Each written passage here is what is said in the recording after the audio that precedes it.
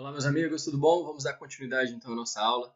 A gente parou no tópico 5, organizações da sociedade civil de interesse público. Só mais essa e as organizações da sociedade civil, as OSCs, para a gente encerrar. Bom, as organizações da sociedade civil de interesse público, as chamadas OCIP, foram regulamentadas pela Lei 9790 de 99. Então essa é mais uma lei que você tem que estudar com detalhes. É uma lei que se aplica apenas à esfera federal, assim como a legislação anterior que nós tratamos, da OS, e os demais entes políticos podem instituir suas OCIPs por meio de leis, a regulamentação das OCIPs por meio das leis próprias. O artigo 1º diz: podem qualificar-se como OCIP as pessoas jurídicas de direito privado sem fins lucrativos, isso é a pegada de toda essa parceria com entidades do terceiro setor, que tenham sido constituídas e se encontram em funcionamento regular há no mínimo 3 anos. Então olha que requisito diferenciado aqui para o caso das OCIPs. No mínimo 3 anos constituídas e em funcionamento regular. Desde que os respectivos objetos sociais e normas estatutárias atendam aos requisitos da lei. Então, primeiro requisito, mínimo de 3 anos de constituição e funcionamento regular. Depois, o artigo 3º vai dizer que podem se qualificar como OCIP somente aquelas pessoas jurídicas de direito privado que tenham objetivos sociais, cujos objetivos sociais tenham pelo menos uma das seguintes finalidades. E aí vem um rol amplo: promoção da assistência social, da cultura, defesa e conservação do patrimônio histórico, artístico, promoção gratuita da educação, promoção gratuita da saúde, da segurança alimentar e nutricional, defesa, preservação, conservação do meio ambiente, promoção do desenvolvimento sustentável, do voluntariado, do desenvolvimento econômico e social, combate à pobreza, experimentação não lucrativa de novos modelos socioprodutivos e sistemas alternativos de produção, comércio, emprego, crédito, promoção de direitos estabelecidos, novos direitos, assessoria jurídica gratuita, promoção da ética, da paz, cidadania, direitos humanos, democracia, estudos, pesquisas, desenvolvimento de tecnologias alternativas, disponibilização e implementação de tecnologias voltadas à mobilidade de pessoas por qualquer transporte. Então veja, são 13 incisos, cada um deles às vezes contendo mais de uma finalidade. Então são diversas as finalidades que podem permitir que a pessoa receba a qualificação de OCIP. Então elas têm que ter uma dessas finalidades, senão não poderão receber a qualificação de OCIP, como está lá no caput do artigo 3º.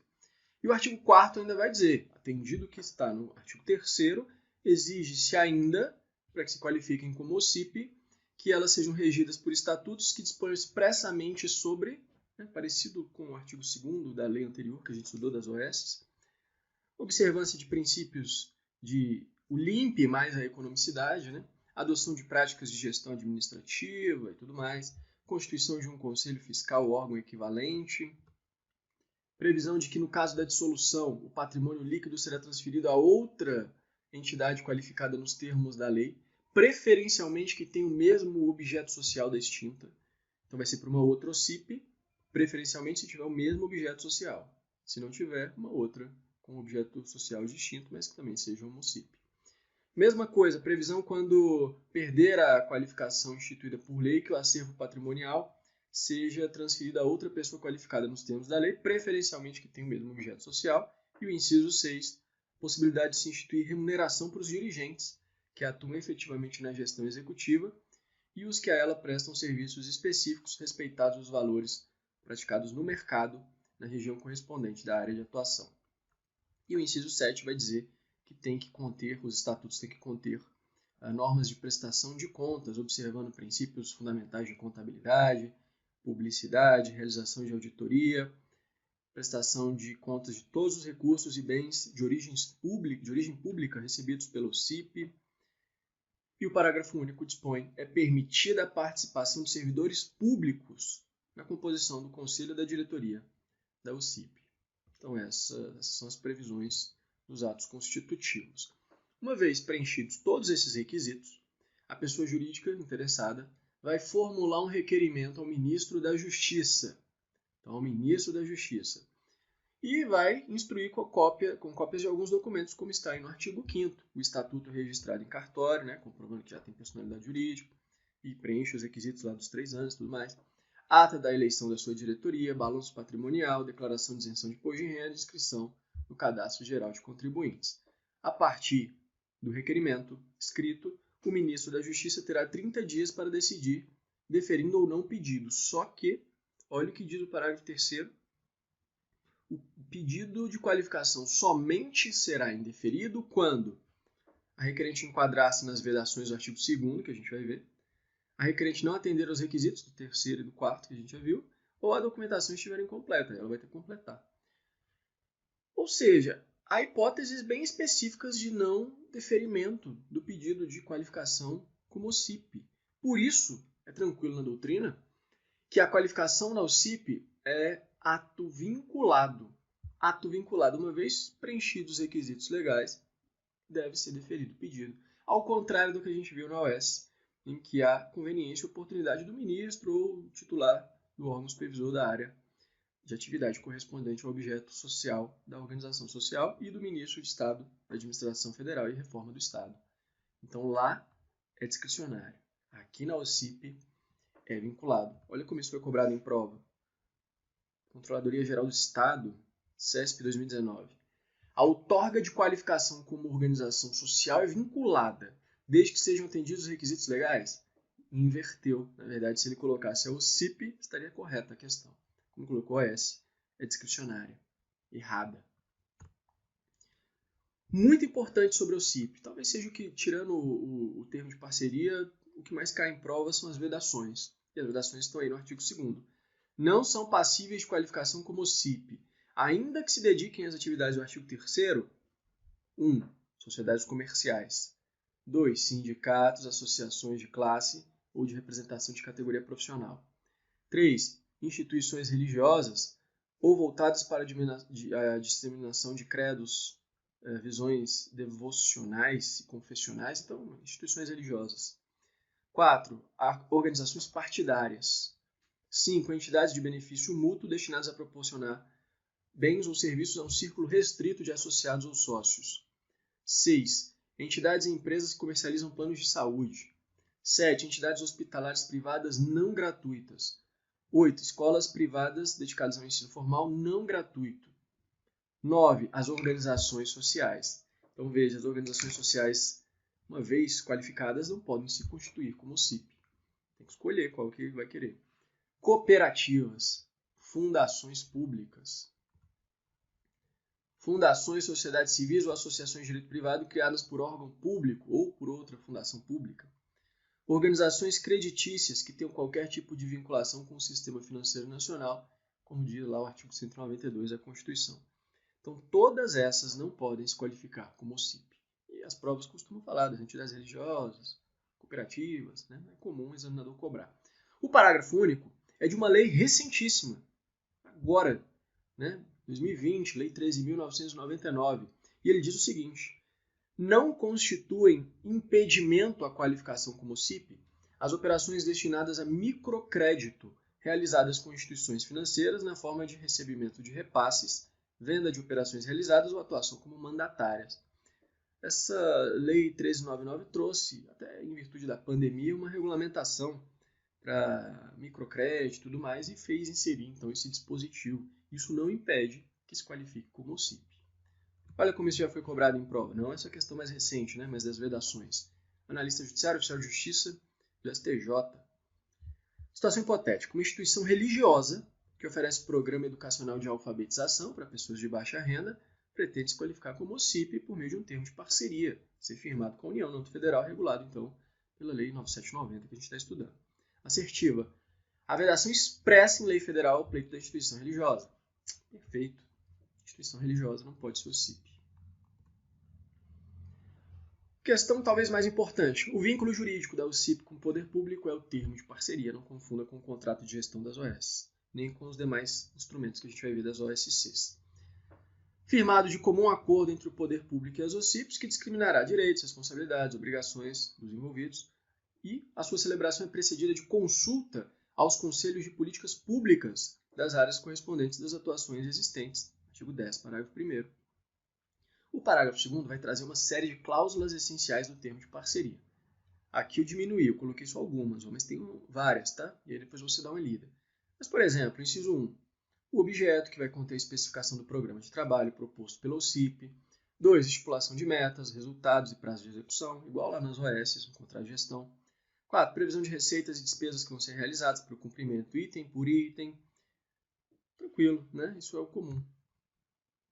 O artigo 11 diz que a execução do objeto é acompanhada e fiscalizada pelo órgão do poder público da área da atuação correspondente à atividade fomentada e pelos conselhos de políticas públicas.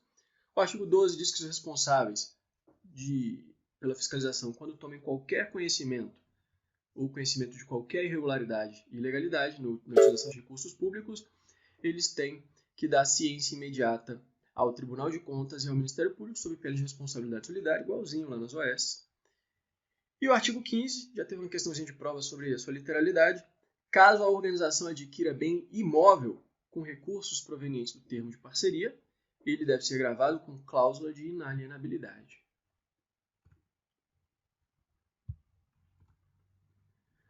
Para perder a qualificação de OCIP, o artigo 7º vai tratar. Isso pode ser a pedido, obviamente, né?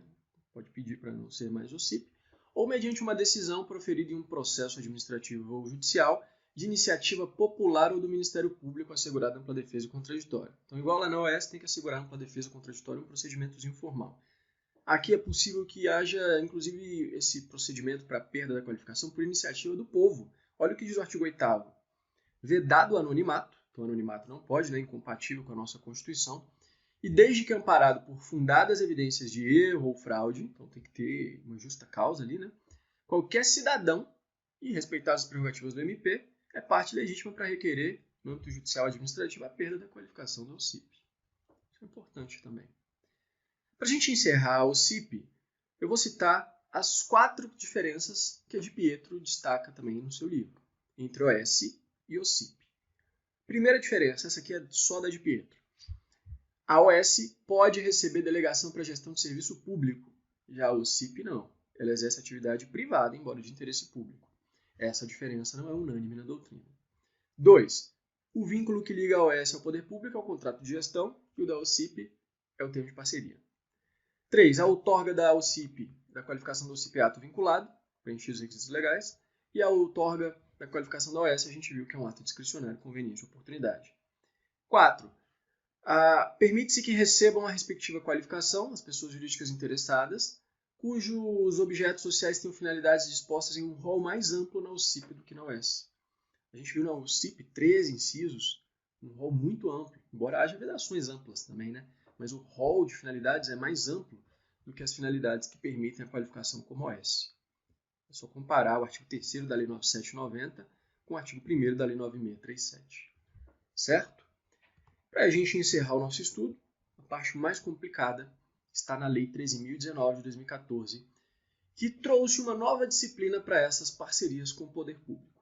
Então, veja que no começo corria muito frouxo, né? Não tinha lei, não tinha nada, muitas fraudes, e aí vieram com a Lei de 98 da OS, a Lei 9790 de 99 da OCIP, mas ainda faltava uma regulamentação geral para diversas outras parcerias que não tinham um regramento uniforme. E com esse intuito foi editada a Lei 13.019, como se fosse uma lei geral de parcerias entre pessoas privadas sem fins lucrativos e o poder público, entre o terceiro setor e o primeiro setor. Então, uma lei geral, que inclusive, diferentemente das outras que a gente estudou, é válida para a União, Estados, DF e municípios, e não só no âmbito federal. Tá? O professor Carvalho Filho ele fala, olha, na verdade, essas OSC, essas organizações da sociedade civil, constituem um gênero no qual se inserem todas as outras. Então, as próprias OS e OCIPs se inserem na categoria genérica de organizações da sociedade civil. Todas se inserem. Mas, como elas são reguladas por leis distintas, não é bom falar isso em concurso. Né? Você fala que tem a OS, a OSC e a OCIP. Não é bom falar que uma é gênero da outra, não. Mas, teoricamente, né, elas são espécies do gênero OSC. Mas cada um tem sua lei. E aí o artigo 1º da lei vai dizer essa lei institui normas gerais para parcerias entre a administração pública e as organizações da sociedade civil em regime de mútua cooperação para a consecução de finalidades de interesse público, blá, blá, blá, blá, blá, blá, blá, blá, blá, com todos os projetos previstos em termos de colaboração, termos de fomento, e acordos de cooperação. É importante diferenciar esses três, como a gente vai fazer. Como eu disse, o artigo 2º vai dizer que se aplica a todos os entes políticos, inclusive as suas autarquias, fundações, empresas públicas, sociedades de economia mista que prestam serviço público e as subsidiárias. Então vai pegar todo mundo ali, até as estatais que prestam serviço público e também as subsidiárias. E em relação às entidades do terceiro setor, a gente viu que as OS e as OSCs ficam de fora, né?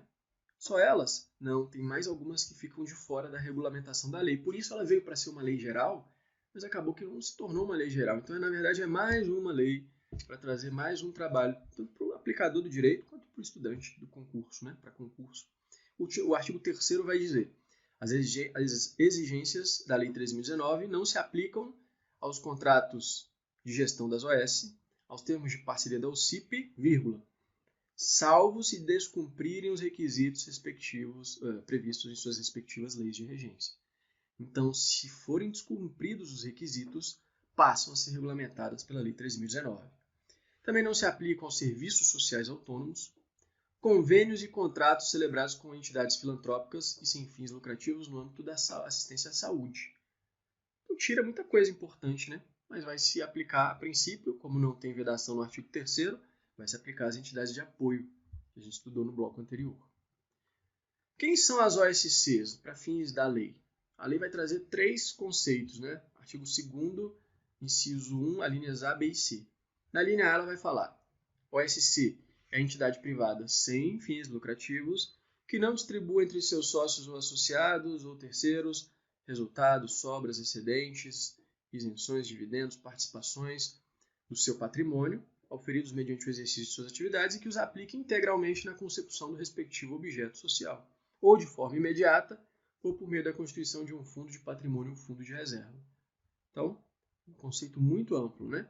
A linha B vai dizer que também são OSC as cooperativas previstas na Lei 9867 de 99, as integradas por pessoas em situação de risco ou vulnerabilidade. A gente viu que as cooperativas não se inserem nas OCIP, né?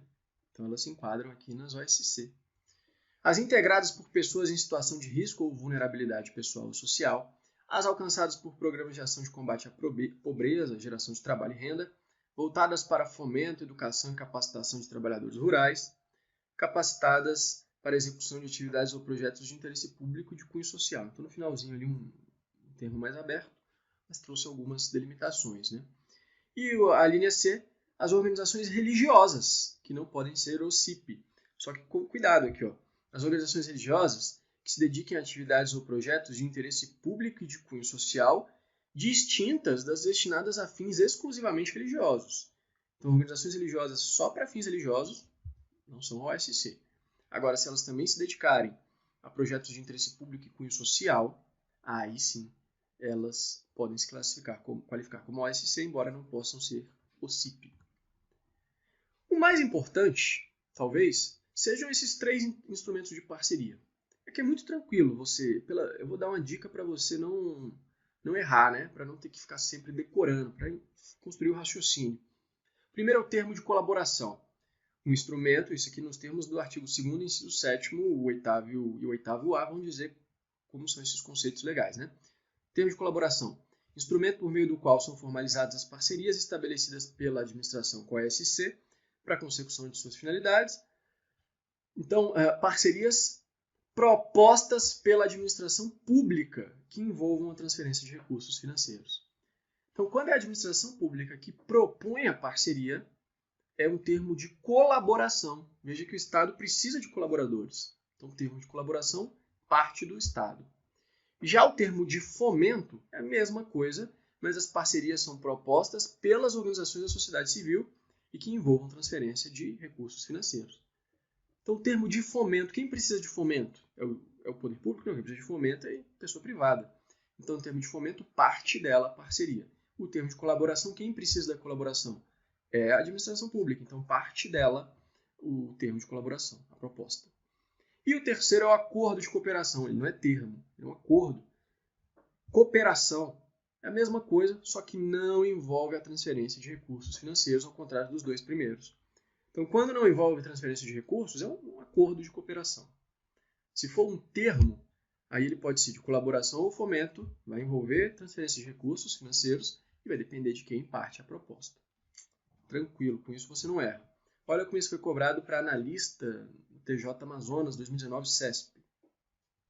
A administração pública pretende celebrar parceria, sem repasse de recursos financeiros. Então não tem repasse, não interessa de quem é a proposta. Com determinada organização da sociedade civil para a consecução das finalidades de interesse público, blá blá blá. Um instrumento adequado para a referida parceria é o acordo de cooperação. Perfeito, perfeito. Para a gente encerrar, ainda faltam algumas coisas, mas vamos falar do chamamento público. Lembra que no bloco anterior eu disse que para Di Pietro é uma nova modalidade licitatória, ela parece ter razão. A doutrina em geral não faz essa associação entre modalidade licitatória e chamamento público. Então, coloque na prova, se for o caso, que é um procedimento previsto na Lei 13.019 para selecionar, olha aí, artigo 2º, inciso 12, a organização da sociedade civil para firmar parceria por meio do termo de colaboração ou de fomento, no qual se garanta a observância de diversos princípios, inclusive, olha aí no finalzinho, vinculação ao instrumento convocatório, não tem uma carência de licitação, julgamento objetivo e os princípios que lhes são correlatos, né? Carinha de licitação mesmo. Então é isso, é um procedimento que vai selecionar a OSC, que vai firmar parceria, chamamento público. A Di Pietro diz, a lei prevê licitação na modalidade de chamamento público para selecionar a organização da sociedade civil com a qual firmará o ajuste, mas não prevê qualquer tipo de licitação para contratações realizadas por essas entidades com terceiros. Então, muito cuidado. Quando a OSC vai contratar com terceiros, mesmo que para executar as finalidades dos termos de parceria, do termo de colaboração ou de fomento, termo de parceria é o CIP, ela não vai precisar licitar. Agora, para o poder público selecionar a OSC, aqui haverá não uma licitação, né? Não sei se isso seria correto na prova, mas um chamamento público. Vamos ver como é que ele funciona. A Di Pietro fala, olha, a lei não diz quais são as fases, mas pela leitura sistemática poderia se entender que tem uma fase de instrumento convocatório, edital, uma fase de julgamento e classificação, a homologação, só o que muda é que a habilitação vai lá para o final, né? Ao invés de falar da adjudicação, coloca uma habilitação que sai do meio ali para o final. Então, seriam as fases, basicamente, de uma modalidade licitatória. O artigo 27 diz, o critério de julgamento será o grau de adequação da proposta aos objetivos específicos do programa ou da ação em que se insere o objeto da parceria, e, quando for o caso, ao valor de referência constante do chamamento. Se tiver um valor de referência. As propostas são julgadas por uma comissão de seleção previamente designada, nos termos da lei ou constituída pelo respectivo conselho gestor, se o projeto for financiado com recursos de fundo específico. O resultado é homologado e divulgado na internet. Por fim, dispõe o parágrafo 6º do artigo 27, tudo isso é artigo 27. A homologação não gera direito para a OSC a celebração da parceria. Do mesmo jeito que ocorre lá na licitação normal, né? Homologou, não há um direito de celebração do contrato, aqui no caso da parceria. Se for celebrar, vai ser com ela, mas não há direito. Se não quiser, não celebra. Artigo 30. A administração pode dispensar o chamamento público. Olha, como se fossem as hipóteses de dispensa de licitação, né? Aqui é a dispensa do chamamento público. No caso de urgência decorrente de paralisação ou iminente paralisação de atividades de relevante interesse público, pelo prazo de até 180 dias, quando houver guerra, grave perturbação da ordem, quando se tratar da realização de programa de proteção a pessoas ameaçadas, no caso de atividades voltadas ou vinculadas a serviços de educação, saúde e assistência social, desde que executadas por OSCs previamente credenciadas pelo órgão gestor. Então, como são atividades mais importantes ali, né, mais comuns, educação, saúde e assistência social, basta o prévio credenciamento e aí dispensa o chamamento público. Também tem a inexigibilidade de chamamento público. Aqui é claro que as hipóteses são exemplificativas, já que a inexigibilidade decorre da inviabilidade de competição. Então, podemos imaginar infinitos casos de inviabilidade de competição. Mas a lei destaca dois, né? Ela diz, na hipótese de inviabilidade de competição, em razão da natureza singular do objeto, ou se as metas somente puderem ser atingidas por uma entidade específica, especialmente quando, aí os dois casos, o objeto da parceria constituir incumbência prevista em acordo, ato ou compromisso internacional, no qual sejam indicadas as instituições que vão utilizar os recursos. Então não tem como ter competição, já que já tem uma indicação de quem vai utilizar o recurso. E 2, a parceria decorrer de transferência para o OSC que esteja autorizada em lei, na qual seja identificada expressamente a entidade beneficiária, inclusive quando se tratar da subvenção prevista ali na legislação específica. Beleza. Não importa se é dispensa, se é inexigibilidade, sempre a ausência do chamamento público tem que ser justificada pelo administrador público com publicidade sob pena de nulidade da parceria. Então, é igualzinho na contratação direta lá da Lei 8666. Tem que justificar, tem um procedimentozinho de contratação direta, né? Importante, e já deu para perceber do que eu venho falando, não se aplicam as normas da 8666 para a Lei 13.019. Ela afasta a 8666. Veja, é como se ela trouxesse realmente a nova modalidade licitatória. Uma outra novidade, eu não vi os manuais comentando isso aqui, eles passam batido. Mas tem tudo a ver com o chamamento público, eu acho que o examinador pode querer cobrar. Por isso a gente vai tratar aqui. O artigo 18, ele trata do procedimento de manifestação de interesse social. É um autêntico processo administrativo, né, um procedimento, por meio da qual as OSCs, movimentos sociais e cidadãos, podem apresentar propostas ao poder público para que ele avalie a possibilidade de realizar um chamamento público para celebrar mais parcerias. Então, procedimento de manifestação de interesse social. Cidadãos, movimentos sociais, próprias OSCs podem falar: ei, poder público, vê aí se não dá para fazer um chamamento público para celebrar mais parcerias. É um procedimento para movimentar o poder público. Importante destacar que a realização desse procedimento de manifestação de interesse social não implicará necessariamente a execução do chamamento público, do interesse da administração, conveniência e oportunidade, interesse público, e é vedado condicionar a realização do chamamento público a esse procedimento prévio. Não precisa dele para celebrar o chamamento público, pode realizar direto. E também é vedado condicionar a celebração de parceria a esse prévio procedimento. Mudando de assunto, o artigo 33 vai falar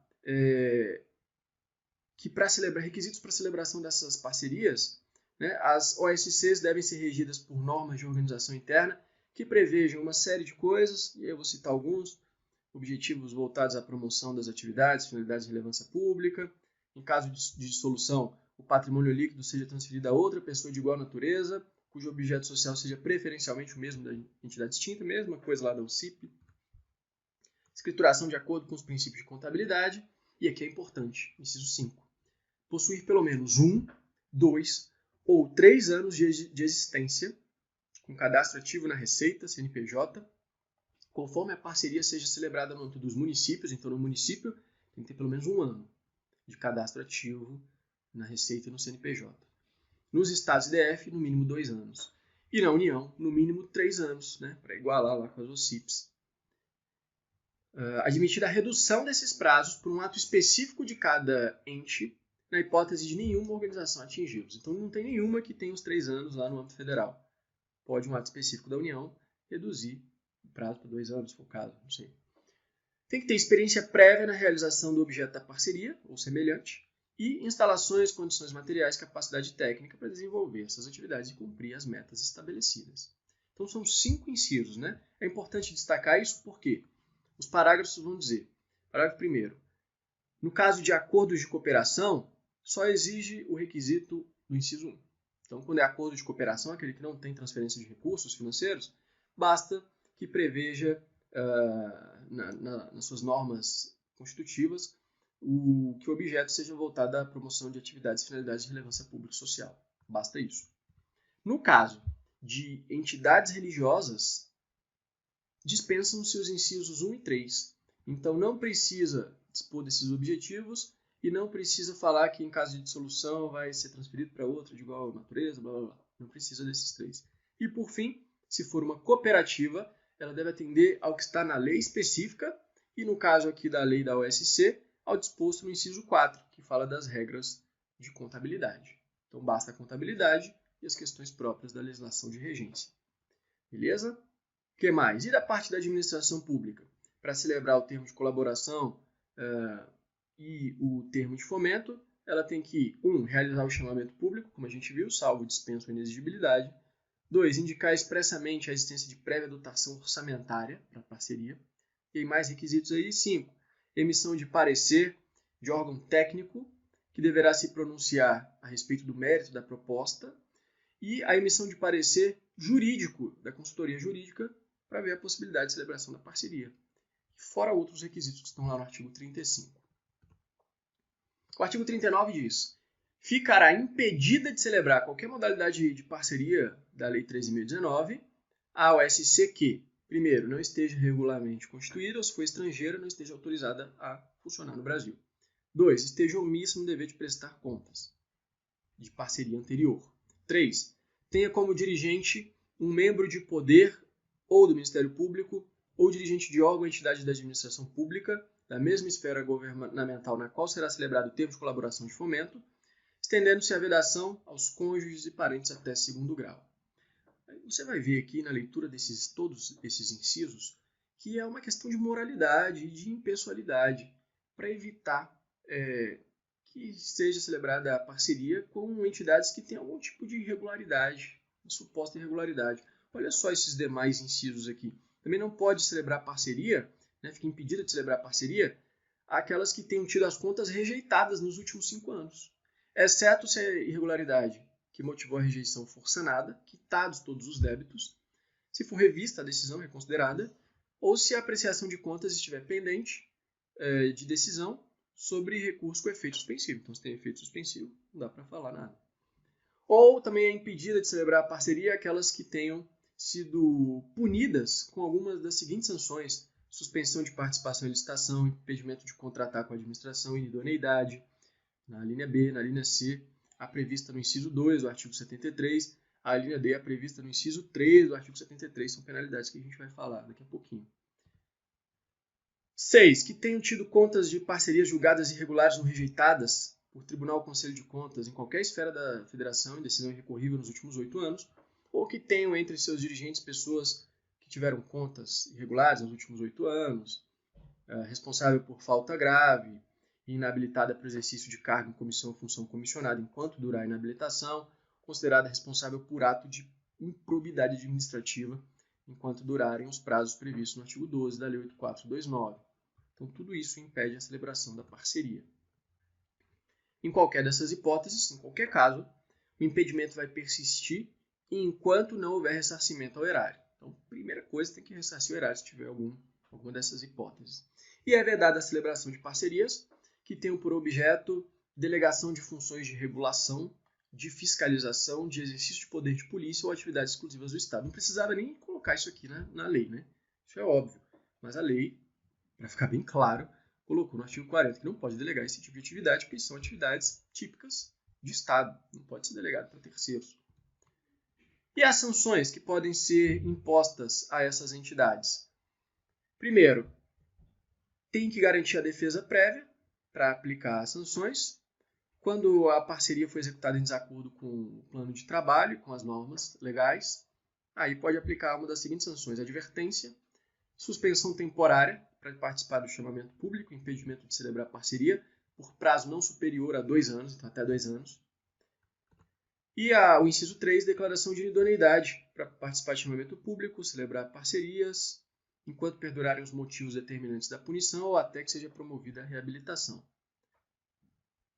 que será concedida sempre que a OSC ressarcir a administração e após decorrido o prazo da sanção do inciso 2, aquela que pode ser no máximo de até 2 anos. Essas duas últimas sanções são de competência exclusiva do ministro de Estado ou, no âmbito estadual e municipal, do secretário estadual, distrital, municipal, facultada a defesa em um prazo de 10 dias e a habilitação pode ser requerida após 2 anos da aplicação da penalidade. Então, tranquilo, né? E para a gente encerrar, quanto à prescrição, prescreve em 5 anos, contados da data da apresentação da prestação de contas, a aplicação da penalidade decorrente da infração relacionada à execução da parceria. Então, tem 5 anos a partir da apresentação da prestação de contas para adotar algum tipo de sanção. Passado esse prazo, há prescrição. E o parágrafo 3º diz que ela é interrompida, o prazo prescricional é interrompido, com edição de ato administrativo voltada a apurar a infração. Então, durante os 5 anos, vamos supor que no 3º ano, depois da prestação de contas, houve a edição do ato que é voltada a apurar a infração. A partir dali, interrompe a prescrição. E recomeça por mais 5 anos. Meus amigos, com isso a gente encerra essa aula. Espero de coração que tenham gostado, que tenha sido útil. Qualquer discussão sobre temas que eu não falei, coisas que poderiam ser melhor explicadas, eu aguardo os comentários de vocês aqui no YouTube, lá no direct, no Instagram, sempre para ir melhorando, para a gente ir melhorando nosso material. Beleza? Grande abraço!